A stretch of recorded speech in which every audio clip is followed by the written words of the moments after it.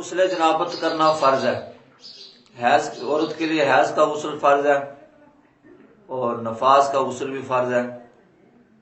جو غسل جنابت یہ عورت مرد دونوں کے لیے فرض ہے. اور غسل نہیں کریں گی مرد یا عورت انہوں نے غسل نہیں کیا غسل جنابت تو وہ ناپاک ہی رہیں گی. ایسی حالت میں نہ وہ قرآن پاک پڑھ سکتی ہیں، نہ وہ قرآن پاک کو ہاتھ لگا سکتی ہیں، نہ وہ نماز پڑھ سکتے ہیں، نہ مسجد میں داخل ہو سکتے ہیں، نہ کوئی اور عبادت کر سکتے ہیں کیونکہ ناپاک ہی ہیں.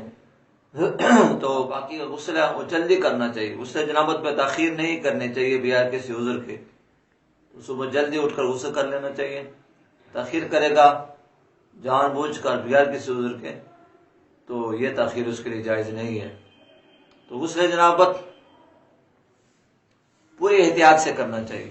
اور غسل جنابت کے دوران کوئی بال بھی خشک رہ گیا ایک تو غسل نہیں ہوگا، دوسرا اس کو سخت عذاب دیا جائے گا. نبی اکرم نور مجسم شفیع معظم علیہ الصلوۃ والسلام کا فرمان عالی شان ہے کہ اور کسی شخص نے غسل جنابت کے دوران کوئی بال خشک چھوڑ دیا تو اس کو آگ کا عذاب دیا جائے گا. اگر کوئی بال خشک رہ گیا تو اس بال کے خشک رہنے کی وجہ سے اس شخص کو آگ کا عذاب دیا جائے گا.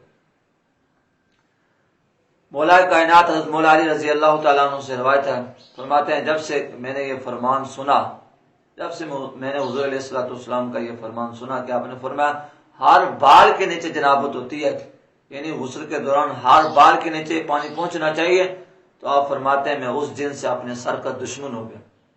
کیونکہ حضرت مولا علی رضی اللہ تعالیٰ عنہ کے سر کے جو بال تھے گھنگریالے تھے، گھنے بال تھا، اس لیے آپ کہیں غسل جنابت کے دوران میرا کوئی بال خشک نہ رہ جائے اور میں اس سخت وعید کا مستحق نہ بن جاؤں.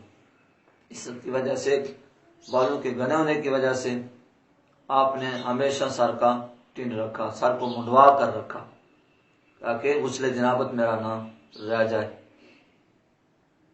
تو غسل جنابت کرنے سے پہلے سب سے پہلے جو غسل جنابت کرنے والا ہے مرد یا عورت وہ نیت کرے کہ میں پاکیزگی حاصل کرنے کے لیے غسل کر رہا ہوں، طہارت حاصل کرنے کے لیے غسل، اور اس کی نیت نہیں ہوگی تو غسل نہیں ہوگا. تو نیت دل کے ارادے کو کہتے ہیں.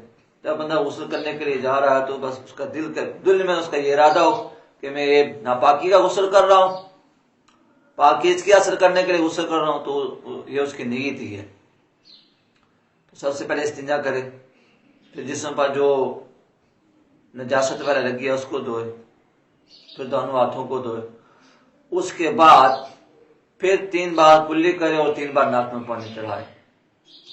غسل میں منہ میں پانی ڈالنا فرض ہے، اور کوئی شخص منہ میں پانی ڈالنا بھول گیا، ناک میں پانی چڑھانا بھول گیا تو اس کا غسل نہیں ہوگا. تو بعض لوگ کلی کرتے ہوئے بے احتیاطی کرتے ہیں کہ صرف پانی لیتے ہیں ہونٹوں پہ لے کر باہر پھینک دیتے ہیں. اس طرح کلی نہیں ہوتی. کلی کرتے ہوئے پورا منہ پانی سے بھرنا چاہیے. منہ کے اندر کے ہر حصے، ہر جز تک پانی پہنچنا چاہیے، زبان کے نیچے تک.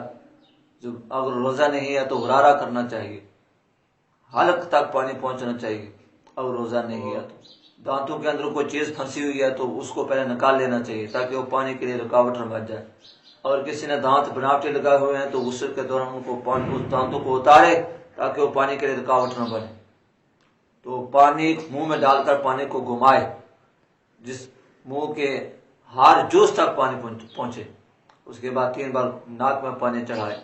تو پہلے ناک کو صاف کر دے، ناک میں کوئی ایسی شے نہ ہو کہ جو پانی کے لیے رکاوٹ بن جائے. تو یہ جو ناک ہے اس کی جو نرم ہڈی ہے یہاں تک تو پانی ایسے لے کر اوپر کھینچے تاکہ اوپر نرم ہڈی تک پانی پہنچے. پھر پورے چہرے کو دھوئے، پھر دونوں ہاتھوں کو کونے سمیت دھوئے، پھر سر کا مسح کرے، پھر پاؤں دھوئے. اس کے بعد پھر پہلے دائیں کندھے پر 3 بار پانی ڈالے، پھر بائیں کندھے پر 3 بار پانی ڈالے، پھر پورے جسم پر پانی ڈالے. صابن وغیرہ سے اچھی طریقے سے غسل کرے. غسل کرنے سے پہلے اس چیز کا لازمی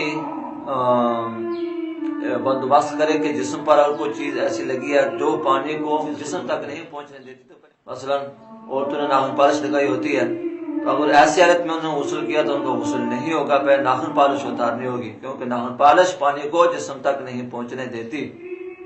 اس کے علاوہ انگوٹھی پہنی ہے تو اس کو اتارے. عورتوں کو تو انتہائی درجے کی احتیاط کی ضرورت ہوتی ہے کیونکہ ان کے بال گھنے ہوتے ہیں, لمبے بال ہوتے ہیں, تو بالوں کی جڑوں تک پانی پہنچانا ان کے لیے واجب ہے, ورنہ غسل نہیں ہوگا. بعض لوگوں کی جو ناف ہوتی ہے اس کا منہ کھلا ہوتا ہے, تو جن کی نافوں کا منہ کھلا ہے ناف میں پانی داخل کریں, اور انہوں نے ناف میں پانی نہیں ڈالا تو ان کا غسل نہیں ہوگا. تو پورے احتیاط سے, پوری توجہ سے غسل کرنا چاہیے, جسم کے ہر حصے تک پانی پہنچے, ہر عضو تک پانی پہنچے, ورنہ غسل نہیں ہوگا.